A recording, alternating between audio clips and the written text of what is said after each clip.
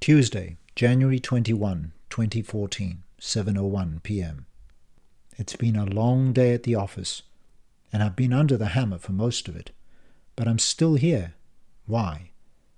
Not because I'm planning to do more work, but because I'm waiting for everyone else to go home so that I can sneak off to Uncle Frank's house in Wanneroo. My family have banned me from going there. "Well, you've finished all that stupid stuff for Frank, which means you don't have any reason to go back to his house ever again," said my mother. So now I have to go there secretly, at times and on days no one will suspect. In the last week I've been back only once, that's last Thursday, to see if there were any messages from Frank. Sadly there were none. I'm hoping for a better result tonight. I desperately want to hear from him, and speak to him if I can. There are so many questions welling in my mind. If all goes according to plan, and I'm reasonably confident it will, Kylie will just think I'm working late. She tends to call my mobile before trying the office line, so I'll keep it off mute and answer as soon as I can if she happens to ring. In order to explain, I have to backtrack a little. As expected, I was confronted with an all-out assault when I got out of my car the Saturday before last, with Kylie firing the opening salvo. "You've got a nerve, mister! Where the hell have you been? Don't give me any more lies. I called Frank's house and no one answered." I happen to know that Frank disconnected his landline more than 5 years ago. "He was at Knockshop, I think," ventured Narcus. "Aman!" cried Tula, with both hands at her bosom, followed by an orthodox crossing of herself, her eyes skyward. "Is this true?" Kylie walked closer to me, teeth clenched and lower lip trembling. "Did you sleep with a prostitute?" She accentuated the last word with the sort of disgust one might reserve for picking up a used condom. "Come on now," I heard Dad's voice in the background. "That's not something Dan would ever do. Would you, son?" "Whatever he was doing," my mother said, talking over the top of my dad's last sentence, "the question is, why he didn't call us." She elbowed past Dad, then gently eased Kylie out of the way. "Let me handle him, Kylie dear.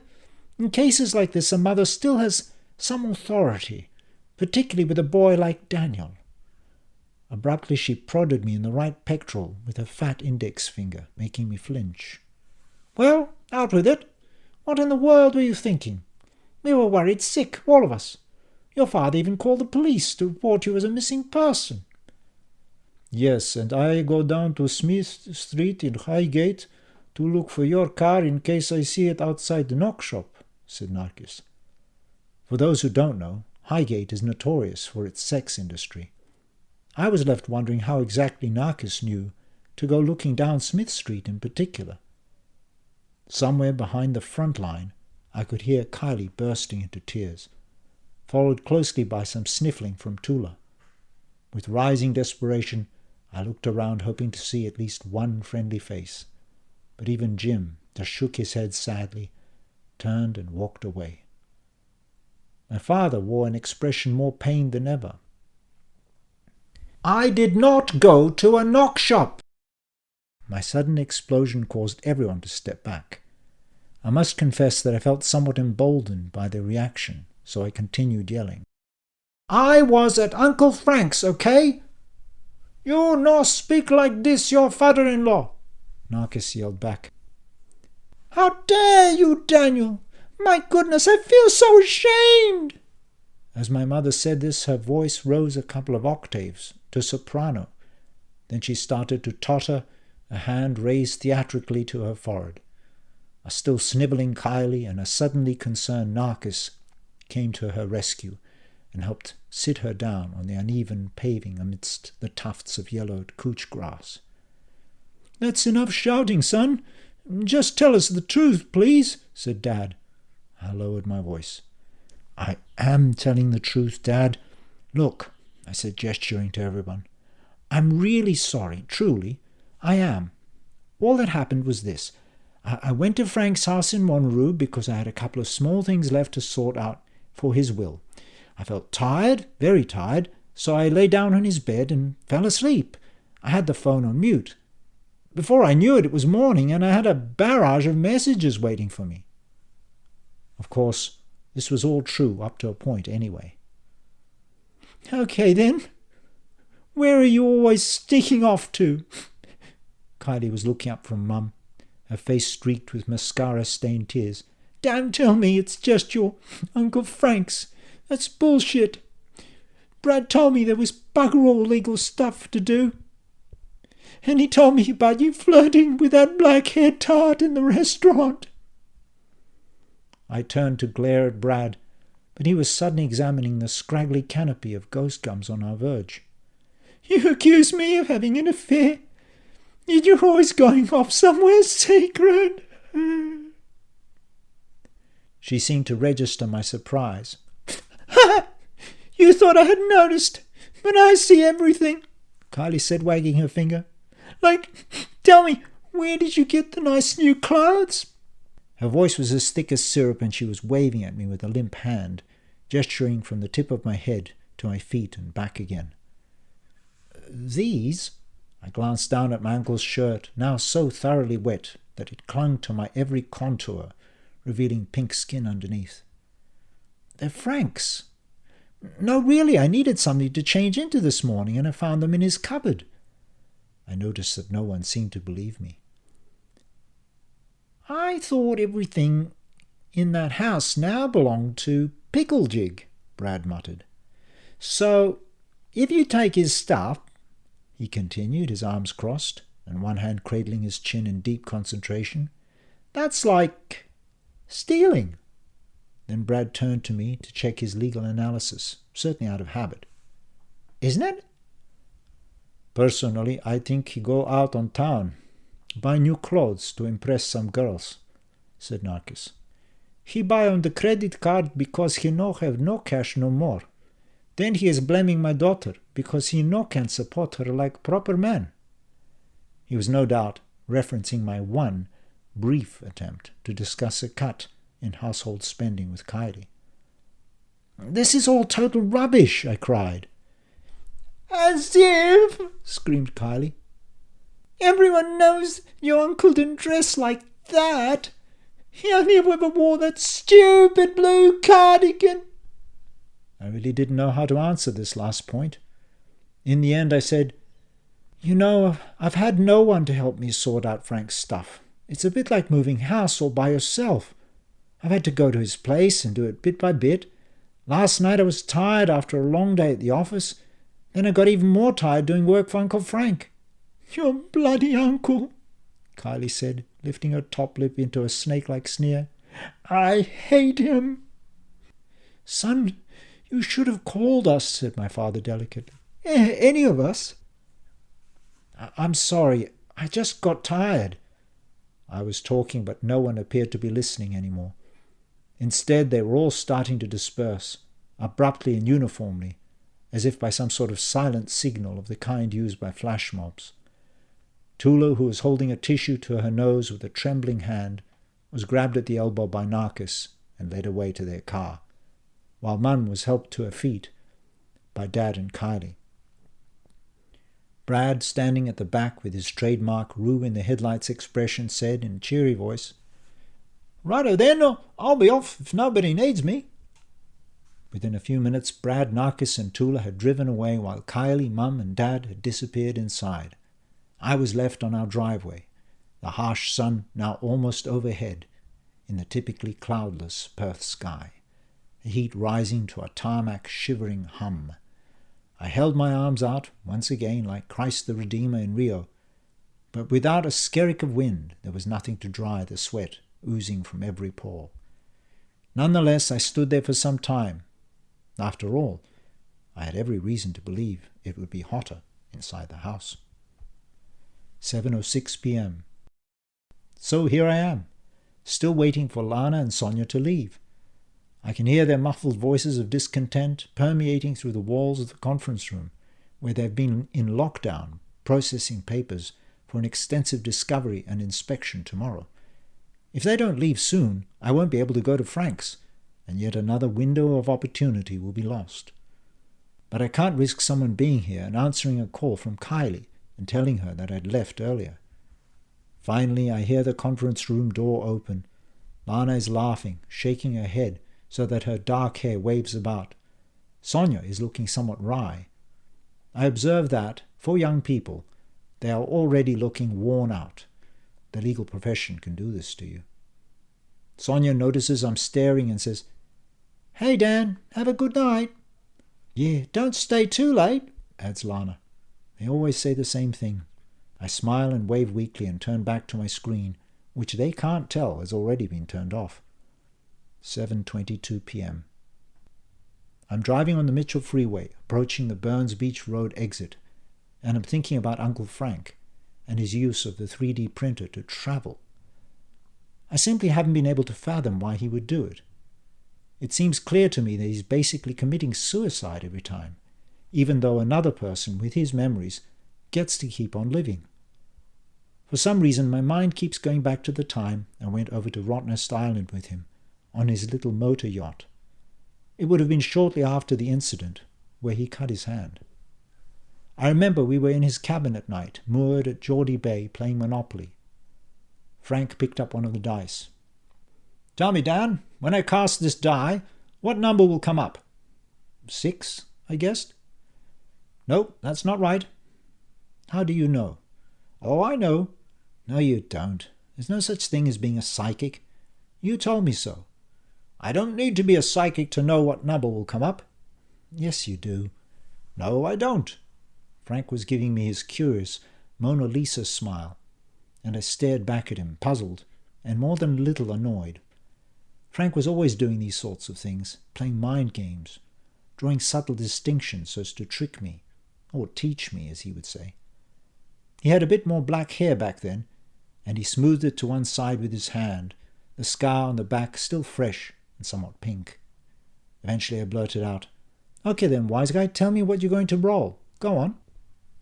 "Listen up," he leaned closer and whispered conspiratorially. "I'm going to roll every single number." "What do you mean?" "I mean exactly that. I'm going to roll 1, 2, 3, 4, 5, and 6. "What, in a row?" "No, you idiot. At the same time."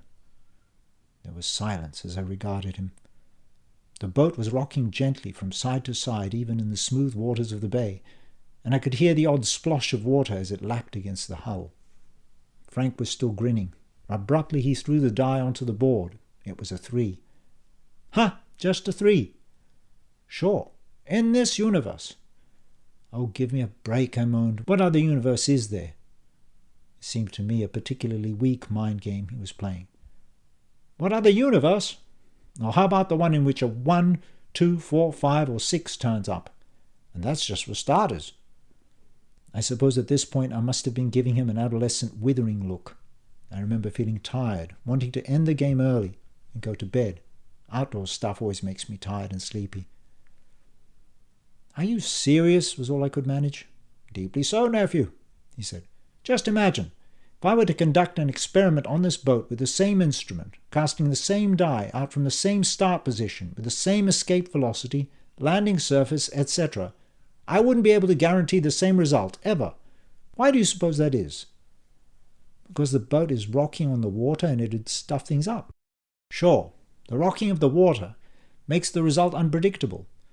Now, what if I did the same thing on dry land? Would I get the same number every time?" "I suppose you might." "Bah." Frank always made the same game show beeping noise with his throat when I got an answer wrong. "No, I wouldn't. You remember how I told you about chaos theory?" Yes, vaguely. Something about a butterfly flapping its wings and a tornado starting up in America." "That's the one.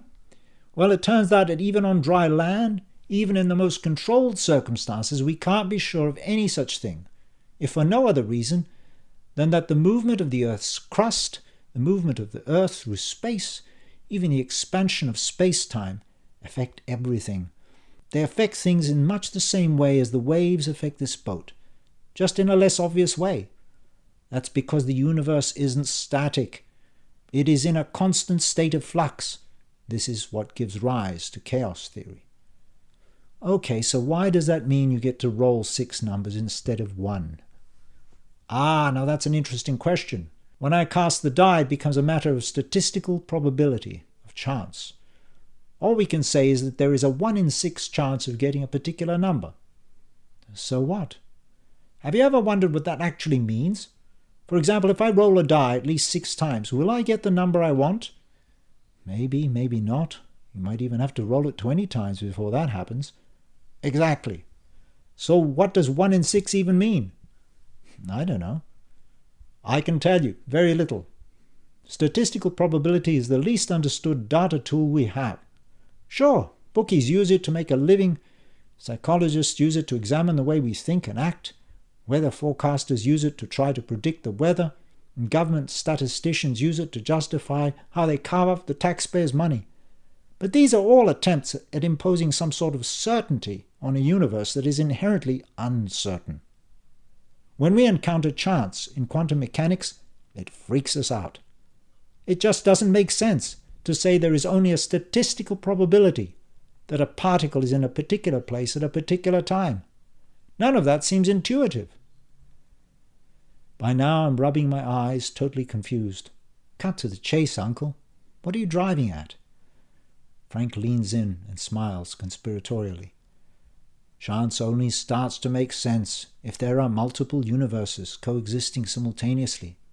Universes we can only ever experience, one at a time. So when I cast this die, we don't just get one result. Rather, at that instant, the universe fractures into 6 different ones. But we can only experience one at a time.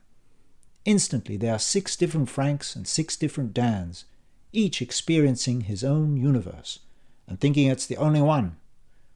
Which one is the real Dan and the real Frank? Frank sighed deeply and started packing up the board. All of them, nephew, all of them. 7:42 p.m. I'm turning into Frank's driveway and I can see his house silhouetted against the sunset that colors the horizon. I keep going over our conversation all those years ago. Is this why Frank doesn't mind erasing himself? Because each copy is somehow just as much a Frank as the original, so it doesn't matter? Somehow I doubt I'll ever find such analysis comforting, at least not comforting enough to do what he seems to be doing. As I exit the car, I am somewhat dismayed to find the oven-like heat lingering in the still night air. The last cool breeze I can remember was the day I was outside the Nationwide Bank. I've never seen such a long heat wave in all my years in Perth.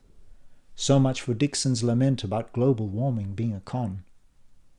After dealing with the usual security systems, I enter the house, go down to the basement, and activate the computer. The screen lights up. I've left Outlook on, and I see a message in bold. It's from Frank or Samir. Open Skype. There's a link on the taskbar. I'll be online for the next hour. Samir. I noticed the email was sent at 9:15 a.m. I wonder, is that Zurich time, 7 hours behind, in which case I've missed it completely, or Rio time, 10 hours behind, giving me a matter of minutes? I have no idea. Feeling my pulse thumping in my temples, I find the Skype shortcut, click on it, and locate an address for Samir D'Souza. I call it and I hear the familiar Skype opening musical tone, followed by a long tone. A second or two later I hear a water droplet noise, and Uncle Frank appears on screen. He's sitting in a chair on what seems to be a sunny wooden porch, wearing a light summer shirt. I can just make out the heavily wooded hilltop behind him, a canopy of deep green. I'm guessing he's in Rio. The lighting is strangely subdued, like a 70s photograph where the colors have faded to a kind of sepia. A fan on a stand is blasting away behind him, making a potted palm dance like Peter Garrett. He has a drink in his hand that looks like a gin and tonic, but is probably just tonic. Frank doesn't drink much, and certainly wouldn't after an operation. Hey there, nephew. How are things going? He's grinning from ear to ear, obviously pleased to see me. Suddenly I feel tears welling in my eyes, though why now I can't imagine. Perhaps it has something to do with the events of the last weeks. Perhaps it is because I'm finally realizing that I really do have my uncle back, and I'm experiencing a kind of mourning and relief all in one go. Because I'm not saying anything, Frank carries on. "You okay, boy? You seem emotional." "I guess I am," I stammer. "It's good to see you, Frank. Really good. How are you? Did the operation go well?" "Yep, everything went well. They put in a stent, a coronary angioplasty, so they tell me. I should be fine from now on. It's an inherited thing, apparently, not my lifestyle. You know I like to keep active, and I watch my diet. I think I've had arrhythmia for some time, but I didn't heed the warning signals. Listen, you should check yourself out too someday." "I will, Frank, I promise. Hey, listen, I wanted to apologize for before. I didn't know what was going on, and no worries, buddy." Frank cuts me off. "It's all good. I wanted you to find things out for yourself. People don't change their lives unless they do it themselves, when they're ready." "Well, I guess I'm ready. I just don't exactly know what to do next." "You've been experimenting, haven't you? That's a start. You sent me that microphone and your cat. Here he is, by the way." Frank goes off camera, and I hear him call, "Psst, psst, Bugsy, Bugsy." A moment later, he's back with a cat in his lap, a cat with a droopy eye. I see he is back to front, like my new Bugsy. "Frank, do me a favor. Show me your left hand." Frank bursts into laughter at my request. "Ha! You've worked out the mirror image thing, haven't you?" He's still laughing as he raises his left hand so that I can see the purple scar. He's the right way round in Rio, just as I thought he'd be. Frank seems good at reading minds because he says, "Is there something you want to ask me?" "I don't know, it's just... Doesn't it bother you being back to front sometimes and then not at other times?" "I try to keep the swapping to a minimum, so no, it doesn't. It also helps me keep tabs on who I am and where I am. It can be quite disconcerting to exit a booth. A bit like waking from an anesthetic. There's a momentary confusion. The mirror thing helps me keep tabs." He pauses to stroke a purring Bugsy. I can see the cat idly turning towards the screen. He seems to be staring at me, but I'm not sure. "And you get used to swapping. You naturally use the other hand, of course. Writing is initially a bit funny, but it comes very quickly. Thank God we don't need to write much anymore. It's all computers and phones nowadays." He pauses for a while. "So, you tempted to join me here? There's lots of room for you. Nice girls, too," he winks. "I don't know, Frank. I'd like to, I guess. I can't get over the idea that I'd be, erasing myself. Is that the correct word? That's what it seems you're doing, erasing and reprinting." "I suppose that's not a bad analogy, but what's wrong with that anyway?" "Well, isn't it like killing yourself?" "Do I look dead to you?" "No." "Well, there you are." "But it's not like you've beamed yourself over there atom by atom. You're a copy. I hope you don't mind me saying that." "Yes, you're right. Physically I'm a copy, but then again, so are you." He's giving me the Mona Lisa smile again. For a moment I'm back to my teenage years. Frank is playing mind games, something that is vaguely comforting and endearing. But my old teenage self is starting to feel annoyed. I have no idea what he means. I wonder if it will ever get to a stage where Frank talks to me as an adult and equal, rather than as a student or protege. At this point my uncle seems to read my mind and change his tack. "Let me put it to you this way. Don't get too caught up with the matter that makes you up at this precise moment. It is ephemeral. Have I told you my high school analogy?" "No, you haven't." "Okay, listen up. You went to Hale School, that snooty old boys' establishment." "Sure, but hold on, let me finish. Would you say your school still exists?" "Yes, it does." "And did it exist before you went there?" "Yes, it did. It's been around for about 150 years. "Excellent. Yet every single year one set of freshmen joins and another set of seniors graduates. A population slowly changes. In 5 years there isn't a single student left, unless some poor kid is made to repeat. Anyway, you get my point. And the staff changes too. In 30 years or so you'll be lucky to find a single teacher from the old days still at the school. So why say it's the same school when everyone you knew is probably gone?" "But what about the buildings? They're the same. The grounds." "Ah, good point. Except Hail started in cloisters on the terrace in the middle of Perth. From memory, that was in the 1850s. Then in the early 1900s it moved to West Perth. Only in the 60s did it move to Wembley Downs, where you went to school. Do you still think it's the same place? I suppose not physically anyway. Good, we're getting somewhere. Now consider that the human body is more or less the same. It's like your high school. You know the old story. Every atom in your body changes after 7 to 10 years. Frank lets that sink in for a moment. If that's the case, why get hung up on your physical self at one fixed point in time? You're not a rock, my dear nephew. You're really more like a river. The water molecules are flowing through you, but they aren't you. A river is in a constant state of flux. I remember you once said that about the universe. You remember well. We were on my boat at Rottnest, as I recall. Yes, that's right. Frank is looking at me. I find it unnerving because he somehow manages to look straight into my eyes, while I can tell from my own image in the bottom corner that because of the mounting of my camera, I'm looking slightly down and to the side as I speak to him. So, how about it? He asks at last, patting the empty seat next to him. I don't know, Frank. It seems like a big step. I think I'm following your logic, but I can't get past the idea I'd be erasing myself. Frank takes a deep breath. Well, that's something for you to work out. I'm not going to try to convince you. I decide to change the topic. Frank, what's actually happening here? How does it work? What makes the prints? And why do they come out mirror image? My uncle bursts into laughter. You left the big questions a bit late. Another time, dear boy. I have an appointment in 5, so I've got to go. My local doctor here thinks I just flew in from Europe by plane, and she's horrified. Let's just say it's not a printer. It's more of a portal, if I may be permitted to use that dreadful word. Ugh. Frank shudders in disgust. Remember I was talking all those years ago about parallel universes? Yes, I do. Well, what if, at any moment, these parallel universes existed together like waveforms that are out of phase? What if you could open the door between them? That's what the vocal booth is. You've been in it, right? The one where you copied the cat and the microphone? Yes, of course. Have you printed something for yourself? Yes, a microphone and an extra cat. Jesus Christ, boy, don't do that. Why not? Because it tears at the fabric of space-time. God knows what'll happen. Really? Nah, I'm just shitting you. Frank throws his head back with laughter. That's sci-fi gobbledygook.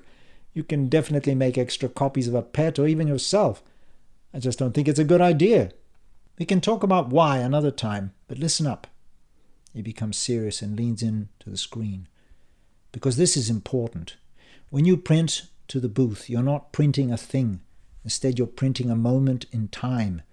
In other words, you're not printing things to the booth.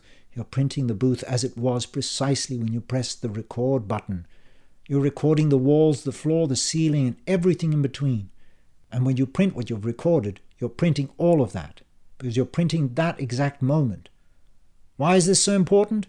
Because if you fill the booth with stuff and then print to that booth, you won't just be adding something, you'll also be erasing, to use your word, all the stuff you just put in it before the print. You'll be overwriting whatever was in there. Ah, so when I used record and null, I recorded the booth and then overwrote it with an empty one, I ask. Pretty much. Keep that in mind when you're experimenting. Frank looks down at his Rolex GMT Master 2. Well, I'd better be off. Remember, Dan, my offer is always on the table. I'll think about it. You do that. He looks up. You know, I could convince you to print yourself to Timbuktu for what it's worth. But if you didn't change inside, it wouldn't help one jot. After a while, you'd end up holding more or less the same hand of cards you've got now. Same problems, but in a different time and place with a different wife, friends, job, and even your image in the mirror. People do it all the time. That's why some women keep dating bad boys, and some henpecked men stay with domineering wives. The last bit is meant for me, I'm sure. It's also why most of you lawyers stay in your profession. Frank chuckles, but quickly gets serious again. It's hard to change your status quo. You can change every atom in your body, yet not change a single thing. True change comes from within you, not from someone or something else. Anyway, be well, nephew. Wait, Frank, I have so many more questions. In the end, all I could manage to ask is, when will I see you again? Soon, I hope. Keep checking the computer. He waves. I hear a blip, and the screen goes black.